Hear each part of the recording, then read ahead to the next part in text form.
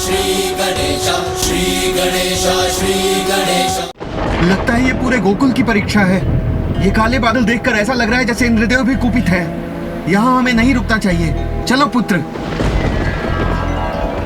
किंतु जहाँ कन्हैया है वहाँ इंद्रदेव का क्रोध कहाँ टिकेगा पिताजी?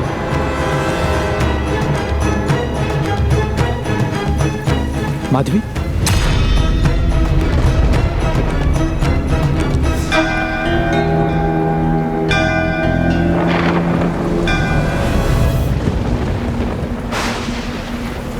इतने सालों बाद भयानक बारिश हो रही है गोकुल में। पता नहीं इसका क्या कारण है। मुझे पता है इसका कारण। ये सब हुआ है कन्हैया के निर्णय के कारण। मुझे देवराज इंद्र को नकारा है गोकुल वासियों ने।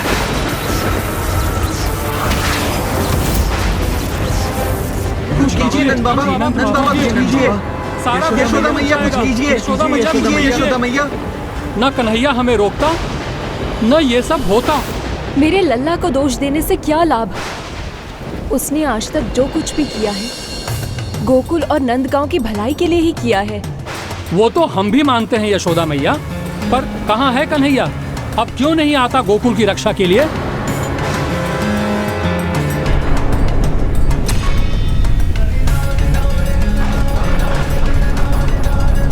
इंद्रदेव के कोप के आगे पता नहीं कैसे हमारी रक्षा होगी।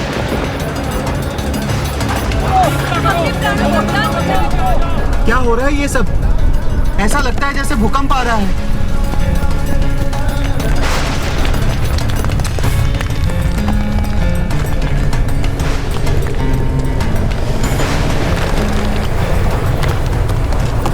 ये तो गोवर्धन पर्वत है, परंतु ये स्वयं ऊपर कैसे उठ रहा है?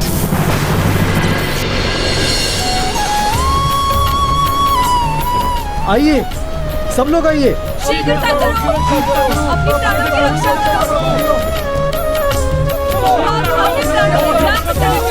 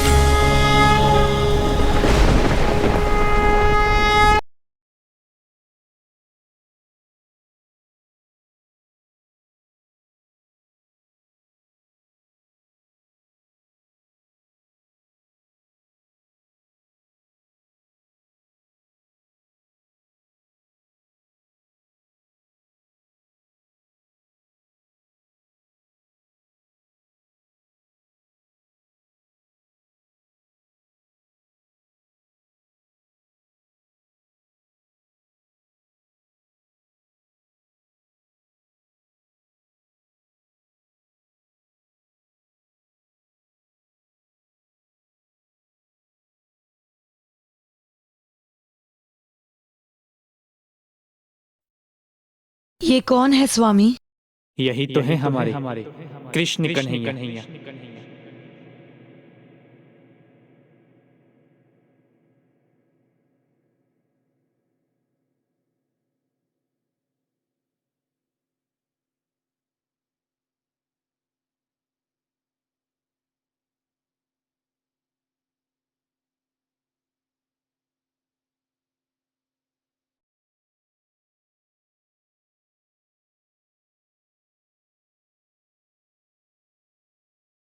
मैंने सच कहा था ना माधवी, लीलाधारी मनमोहक है कन्हैया। जिसने भी देखा मोहित हो गया।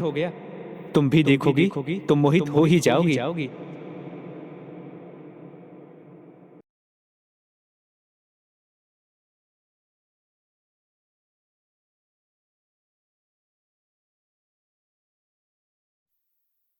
मैंने कहा था ना, उन्हें देखोगी तो उनके प्रेम में बंध जाओगी।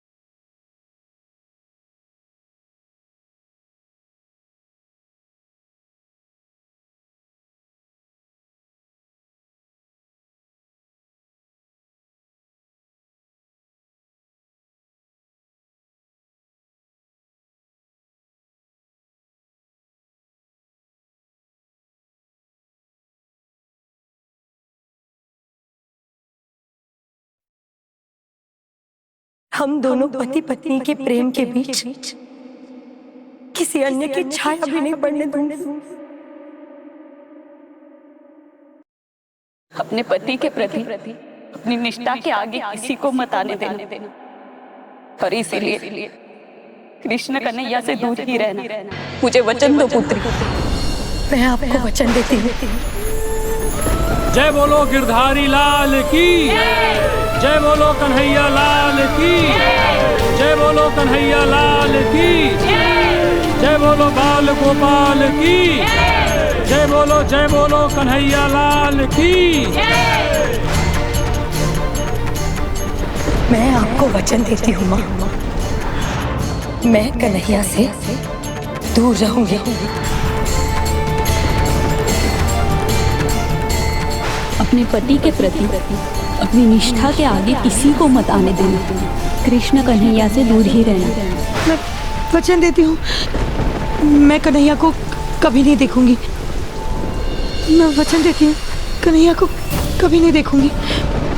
मैं वचन देती हूँ, कन्हैया को कभी नहीं देखूंगी। मैं वचन देती हूँ, कन्हैया को कभी नहीं देखूंगी। मैं वचन देती हूँ, कन्हैया को कभी नहीं देखूंगी।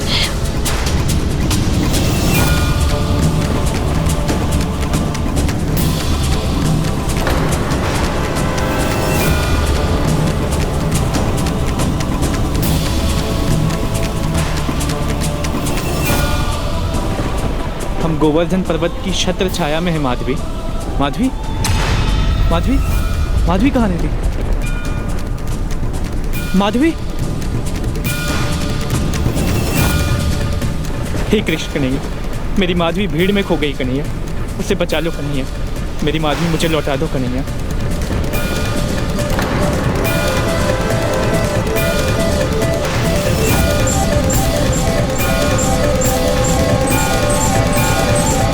कन्हैया, माधवी, माधवी,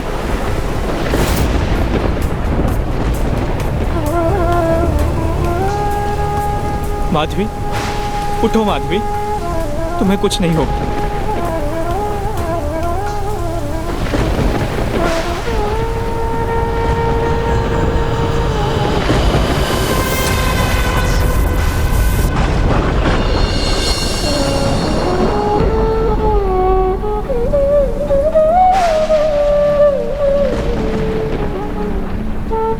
माधवी, उठो माधवी।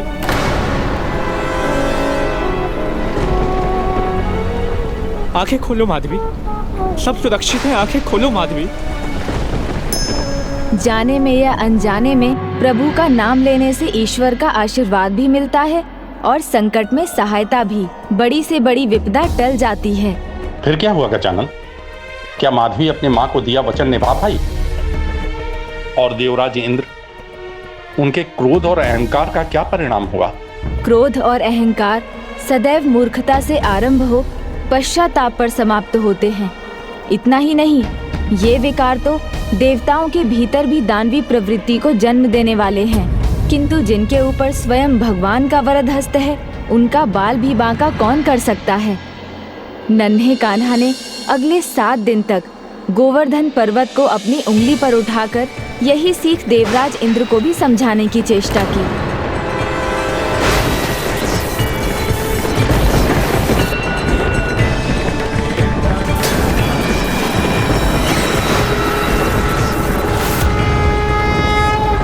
ये क्या हो रहा है?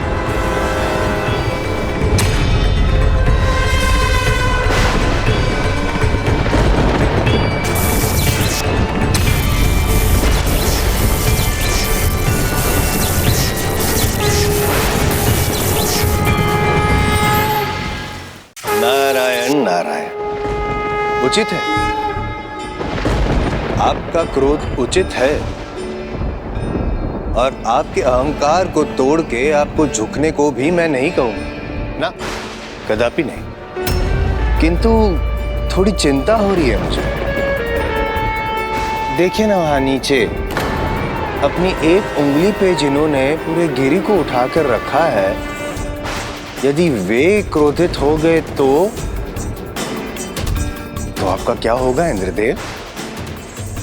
जरा सोचिए, और रक्षा के लिए तब आप कहाँ जाएंगे, किसके पास? आप ब्रह्मदेव के पास जा सकते हैं, किंतु वे स्वयं लीन है इस लीला में। तो महादेव के पास नहीं, क्योंकि महादेव तो स्वयं राम नाम जपने में लीन है। वो कैसे सहायता करेंगे आपकी? कहाँ जाएंगे आप इंद्रदेव? नारायण नारायण के पास नहीं जा सकते, क्योंकि नारायण का ही तो अवतार है। अब अपने ही अवतार से आपकी रक्षा कैसे करेंगे वे? भला क्यों करेंगे? उचित कह रहे हैं देवऋषि।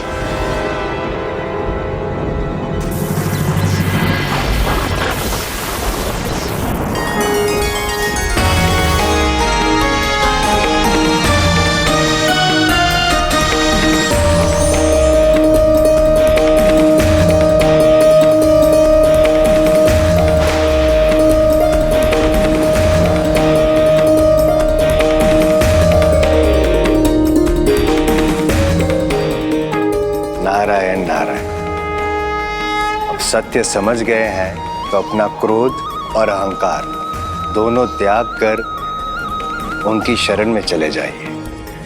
नारायण नारायण।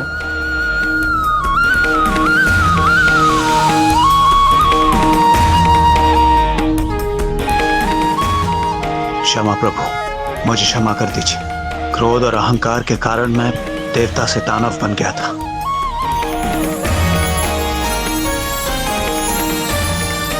इस प्रकार प्रभु श्री कृष्ण की गोवर्धन लीला संपन्न होने पर वो गिरधर गोपाल कहलाए, किंतु मूर्छित पड़ी माधवी प्रभु की लीला को देखने से वंचित रह गई और बाद में जब उसे चेतना आई तो उसकी आंखों में वही बसे थे जिन्हें वो नहीं देखना चाहती थी।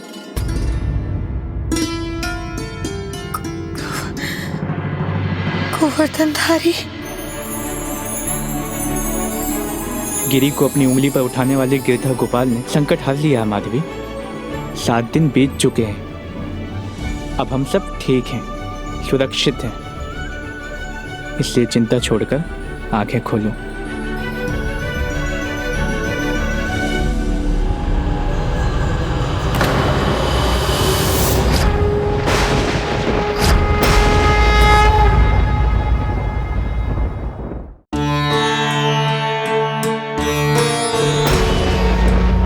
पुत्री, क्यों बार बार अपनी आंखें क्यों बंद कर रही हो?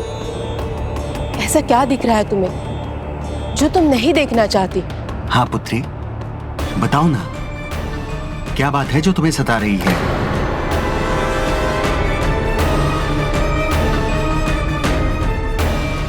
मुझे एक ही दृश्य विचलित कर रहा है। मैं जहां देख रही हूं वहां मुझे गिरधर गोपाल दिख रहे हैं।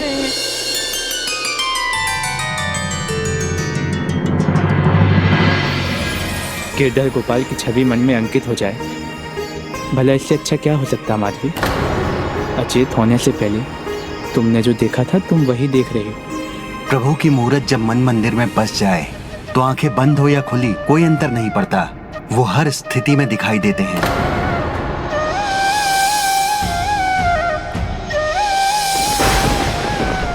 क्षमा करना माँ, मैं अपना वचन नहीं रख सकी। वो तो है ही मनमोहक, विचारों में आकर कब मन में बस जाए पता ही नहीं चलता। उनकी लीला तो न्यारी भी है और प्यारी भी। माधवी, वो तो मेरे मन मंदिर में बसे हुए हैं, मेरे गिरधर गोपाल। माधवी को ये तनिक भी आभास नहीं था कि जिसे ना देखने का वचन उसने दिया था, उन्हीं के दर्शन से बचकर रहने के विचार में डूबे रहने के कारण उन्हें अपने मन में बसा लिया था उसने। मन का दर्पण तो वही दिखाता है जो मन में हो।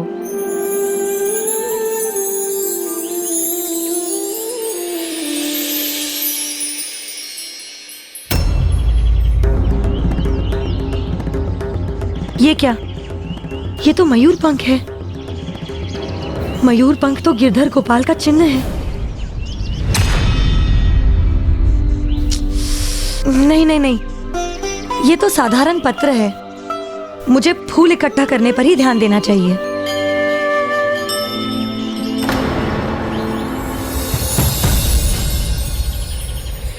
ये तो किसी बालक के पद्य चिन्ह है।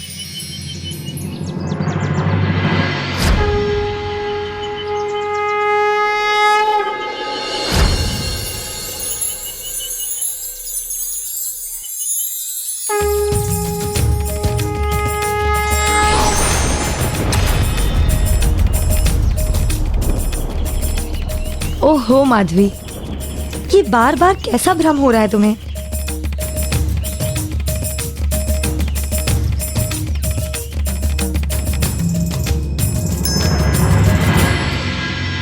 ये लीजिए सासू माँ।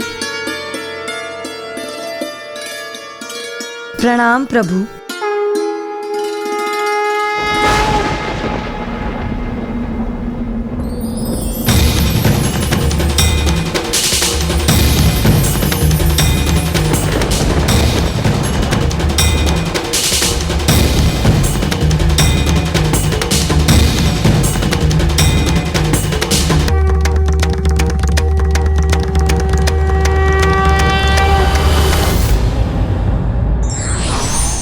ईश्वर हमेशा अपने होने का आभास देते हैं, इसे समझना व्यक्ति पर निर्भर है।